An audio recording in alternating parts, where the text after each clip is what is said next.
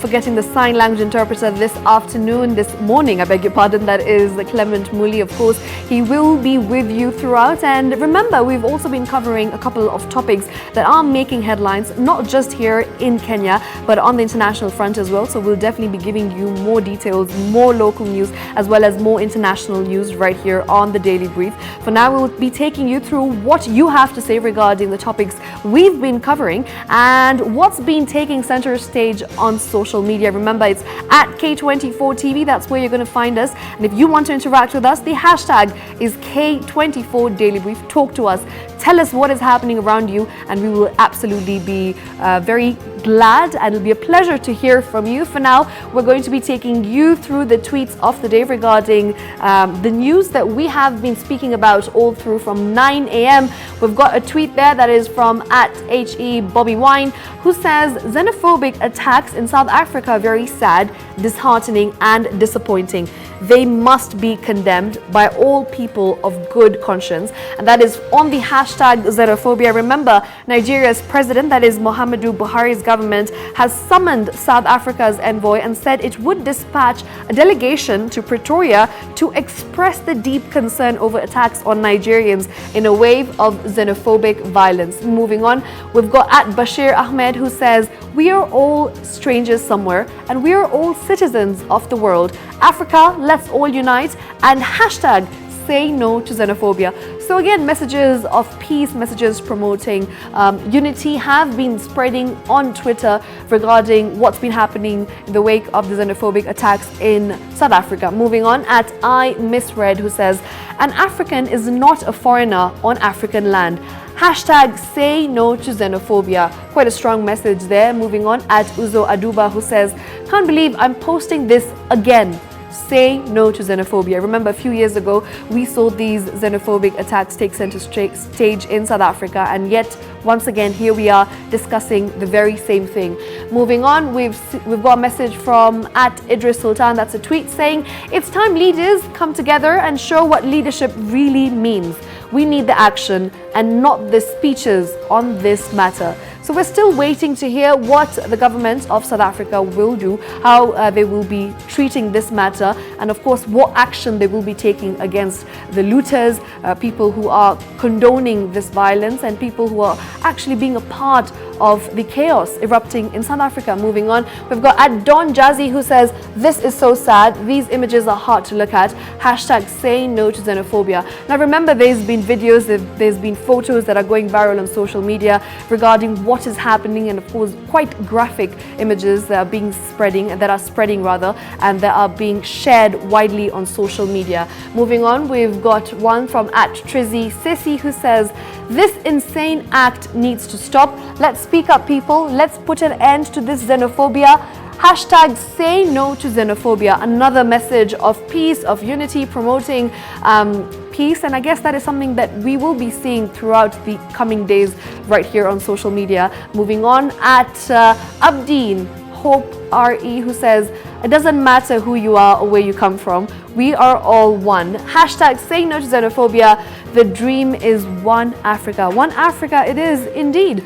Moving on, we've got another message from @Carol Shakes, who says, we're all human before our respective races. Let love lead. Another message to promote peace, love, unity, @Octopizo, that is from Kenya, who says, after all these decades, even after apathy, we are still stuck with hatred. And the ugly truth is, human apathy continues to be one of the grossest threats to mankind. Hashtag say no to xenophobia. So yes, people in Kenya are speaking up, musicians, we've got politicians, we've got social media influencers, and people from all walks of life talking about what is happening currently in South Africa, because it is quite serious. Action needs to be taken, and these messages of peace and unity will only promote action to be taken against the perpetrators of xenophobic attacks in South Africa. Samuel, of course, these are some of the tweets that we've seen that have been passed around for the past few days, and I guess that is something that we need to keep doing, just to promote awareness, just to show the world that we stand united against xenophobic attacks. Absolutely, Shiksha, and much appreciated the stand at which people are using to look into this matter. But it goes beyond that. Remember, Nigeria especially of this week has been really talking about it, because we had the first statement we got from Nigeria was that it was going to take definitive measures in as far as this issue is concerned. Then we consumed reports that they've actually summoned the South African envoy in Nigeria to talk about this issue. Right. But it's good to appreciate context, Shiksha, and why do these kind of things keep happening over and over again? It takes us back to Zimbabwe. There's a temptation to compare South Africa and Zimbabwe because while the latter used a rather crude means to get the white people off their land, South Africa sort of, decided to use a different measure, courtesy of the leadership of Nelson Mandela. And courtesy of that, it therefore means that a certain report was done, and it shows that 85% of the arable land in South Africa belongs to only 10% of the population. Really? Now, what does this exactly mean? It means that unlike Kenya and other countries whereby if you don't get employment, you can go back and start farming and begin your own kabiashara or even, farming your land, it's not possible to do that in South Africa because 10% own 85% of the arable land. And therefore, it becomes difficult for the young people to even, use agriculture to empower themselves economically. And that is the genesis of the frustration and the inequality. And even moving forward to yet another complementing report to that is that 61% of South Africans believe that the reason why there is inequality when it comes to resource distribution is because of immigrants, expatriates, and refugees. And that informs the anger. There's some political quarters that have actually rallied on that to get political expediency, but at what expense? And we've seen the statement by Cyril Ramaphosa condemning the attacks and also calling on countries both within Africa as a continent and beyond to sort of level with the country and ensure that they hold them dear even in heart during this particular time. But it is one issue that has seen what's his name, Jacob Zuma, deal with it at one point, because then Cyril Ramaphosa was the vice president, and at one point he even came to Kenya during Jamhuri Day celebrations to just assure us that everything is okay in as far as this matter is concerned. Also, we've had countries like Zambia, countries like Ethiopia, give advisories to their residents against traveling to South Africa. So what does this mean from an international relations point of view moving forward? And the paradox that is South Africa as we speak right now, it is the leading country in Africa in terms of the economy, in terms of investments. It is a preferred destination for investors as they're coming into Africa. But on the flip side, they're not exactly able to take care of their domestic issues. And it sparks a conversation that even needs to be had right here in the country, because the crafters of the 2010 Constitution sought to avert the kind of crisis we had in 2007-2008 that was centered around, post-election violence, and that informed the creation and provisions within Chapter 11 of the Constitution that provides for devolution. So even as we think about referendum right here in the country, closer home, the whole question of equal and equitable distribution of resources should be at the center stage, because it therefore means that it doesn't matter how successful a nation is if they're not in a position to adequately distribute its resources to all its residents, then it becomes an issue. Shiksha. Right, of course, and just in line with what you're saying, Kenyans have also been affected in this xenophobic attacks in South Africa. And just an update, and this is from Kenya's High Commissioner to South Africa, Ambassador Jean Kamau, who has said that they've reached out to the affected individuals. And this is the statement that was released by him a few hours ago. He says, the Kenya High Commission has noted with great concern that several Kenyan citizens have been affected by the recent spate of violence through arson and physical violence, as well as reported incidences of looting in various sections of Gauteng province. She's also gone on to say that we've encouraged them to respond to the instructions and calls by the South African police to report and open files regarding all the incidences. She's also cautioned Kenyans to ensure that they work with the local diaspora leaders to monitor the situation and take measures to safeguard their security. She said that they must remain vigilant and are aware of their environment, the High Commissioner has gone on to say. Now remember, this is obviously in the wake of the xenophobic attacks against foreigners. The Kenya High Commission to South Africa has confirmed that a number of Kenyans have been affected by these xenophobic attacks, and she has ensured the families that are living here in Kenya, in case of any missing persons, they can definitely go and report it to the South African embassy, here in Kenya, to look for missing persons in case they are worried about the whereabouts of their family members. So that is also something that I thought was important for you and of course to bring to your attention, because it was just released a few hours ago, Samuel. And in line with that is that still on Twitter, #xenophobia, is that there's that family in Muranga. Right. You've seen that online, yes, whereby a man is reported to have been really beaten up.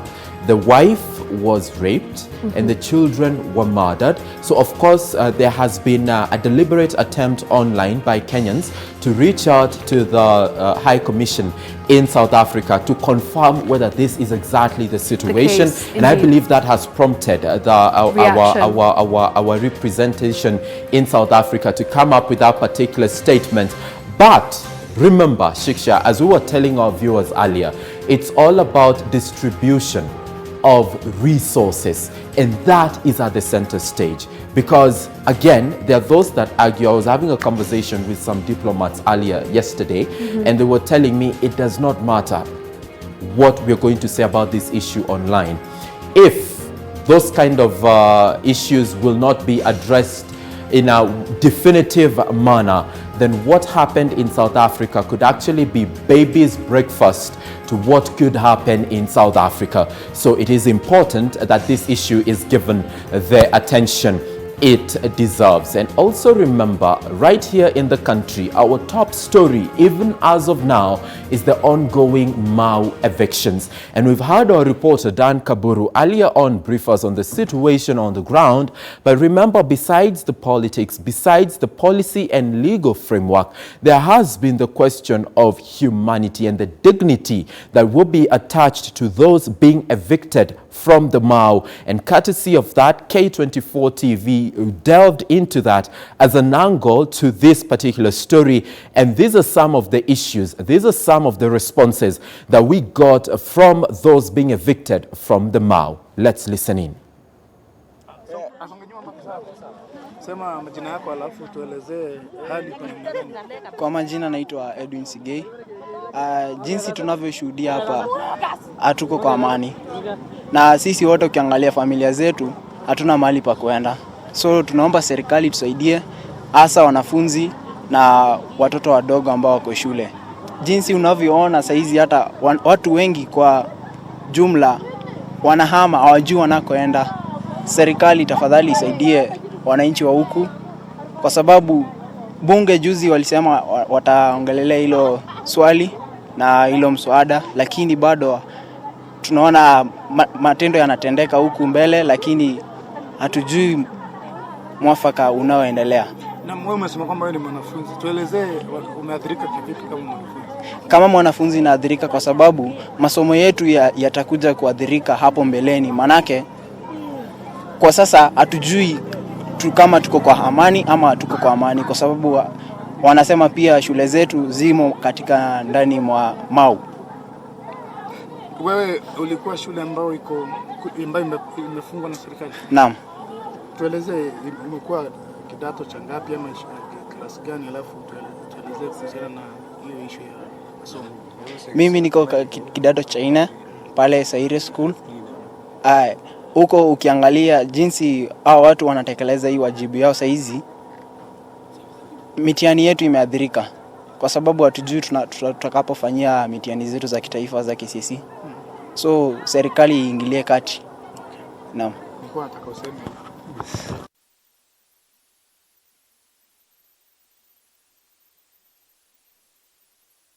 this particular report that we are getting right about now is one that we've been following up for you since last night. Ever since this issue was discussed a couple of weeks ago when we had area leaders, that is Rift Valley area leaders, comment about this particular matter. And the initial stages to this was a conversation that they sought to have with Cabinet Secretary Environment, that is Keriako Tobiko, on the planned Phase 2 Mau evictions. And a lot of questions have been raised in as far as this issue is concerned. There were those that even felt that the silence on this particular issue by the Deputy President has been otherwise deafening.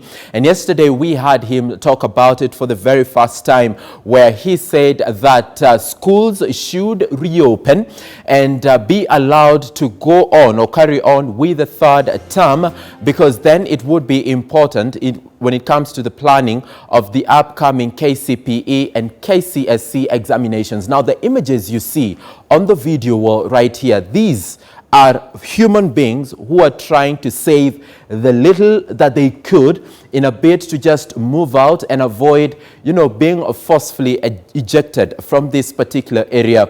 And as Dan Kaburu had told us earlier at around 9:30 in the morning, is that, but before we get to that, let's listen into what that gentleman had to say. I believe it will be important to hear what he's saying. Sijui anaenda wapi. Tupe story. Anaenda tu, sijui anaenda wapi. Naenda tu. Kulingana wewe, umetolewa huko kwa nani mwatoa huko? Nani mwafukuza huko ndani ya msitu ya kule mwanako?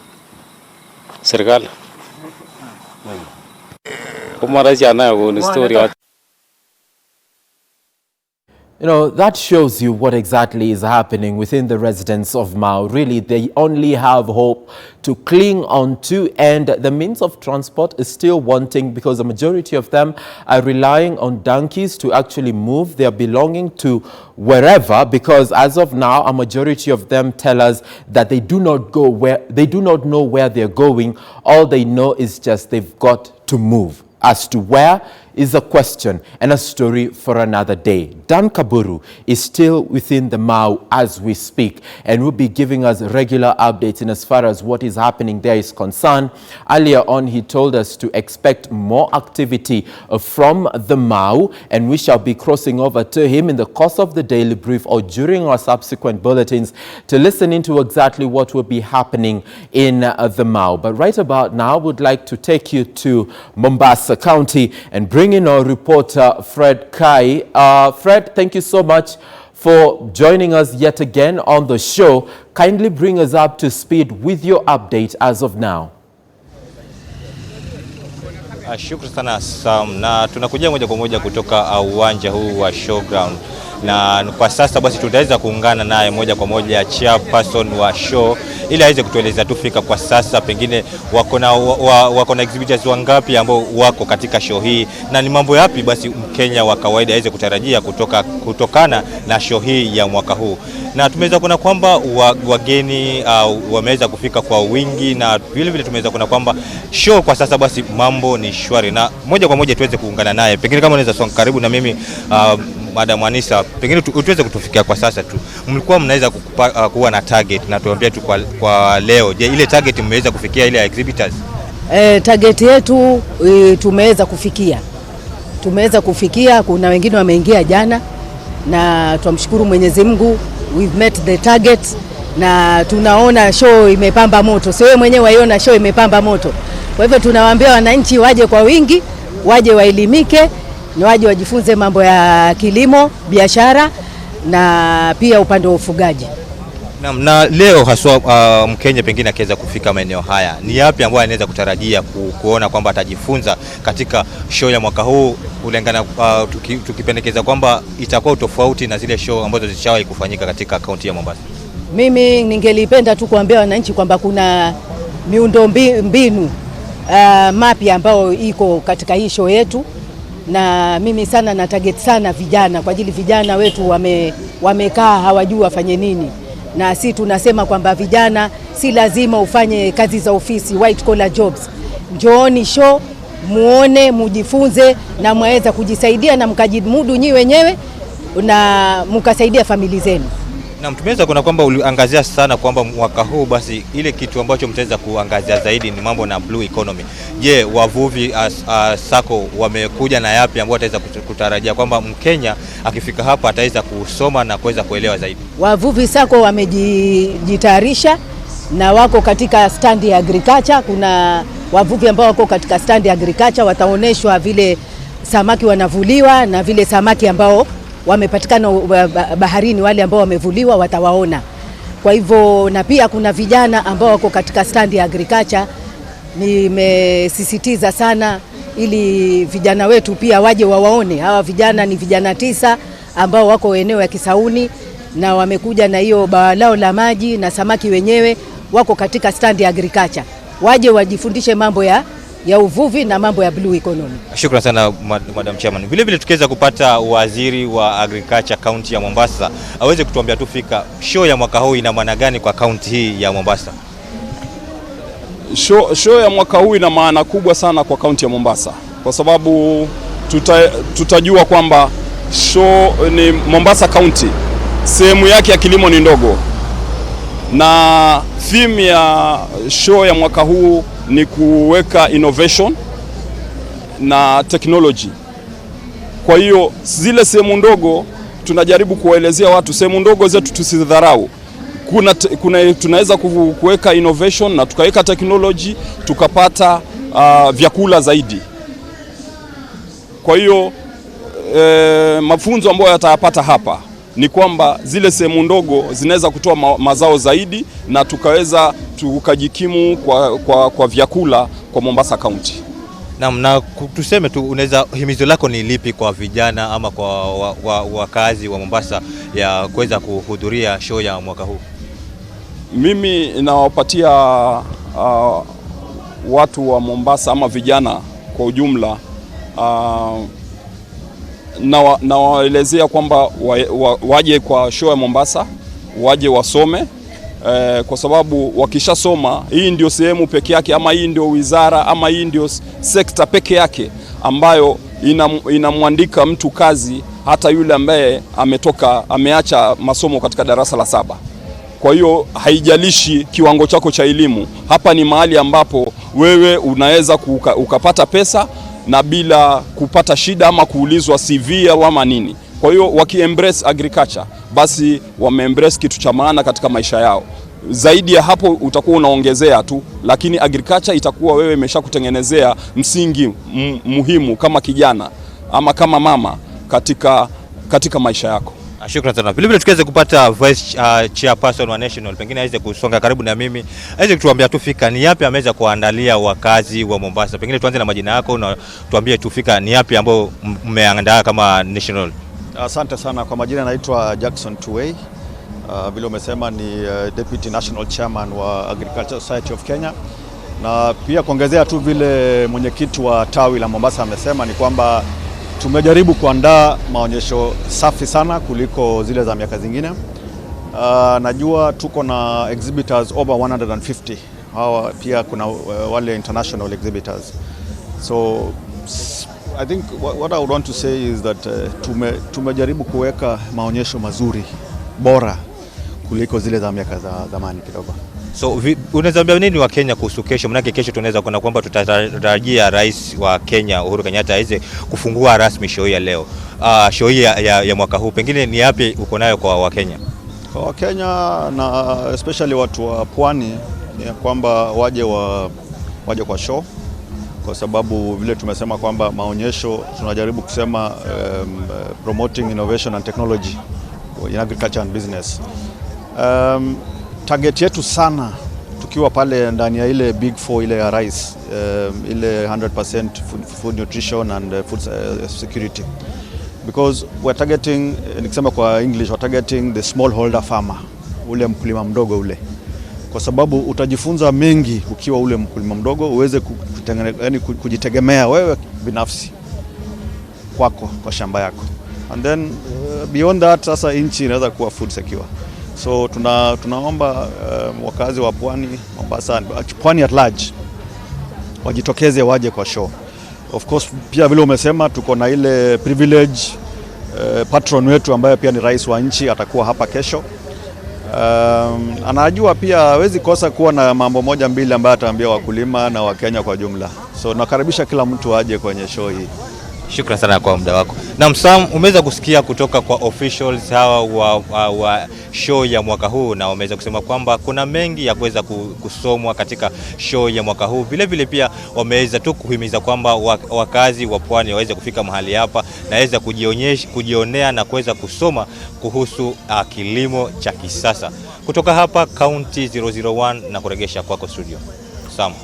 Thank you so much, Fred Kai, for that update live from Mombasa. The ASK Show 2019 Mombasa edition is currently ongoing in Mombasa, and some of the issues that will be taking a center stage include, but not limited to, blue economy. Remember, this is the first ASK show that is happening after we had the Blue Economy Summit, and it will be interesting to see how this area will be tackled by this particular event. Remember, it has attracted exhibitors and participants from beyond the borders, and some intend to tap into the potential and opportunities that come with the Indian Ocean. In as far as promotion of the blue economy is concerned, it is still an issue that we've seen Mombasa County Governor Ali Hassan Joho talk about over and over again: the presence of the Indian Ocean and to what extent we are able to tap opportunity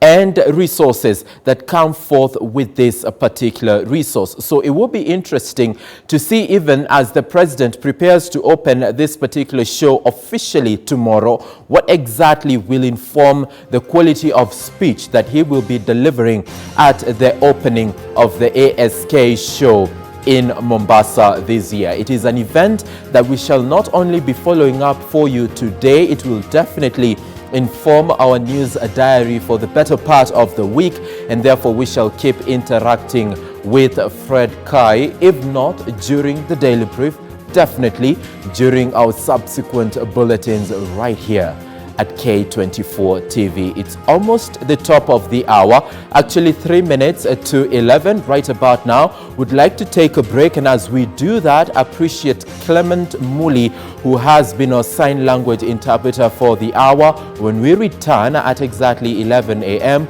we shall be having Walter